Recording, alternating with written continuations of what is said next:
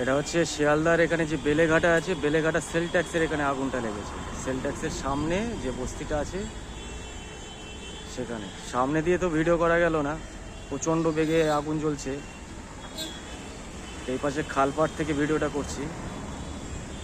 এখন গ্যাসের সিলিন্ডার বাস করছে, ওখানে খুব জোরে জোরে আওয়াজ হচ্ছে গ্যাসের সিলিন্ডারে।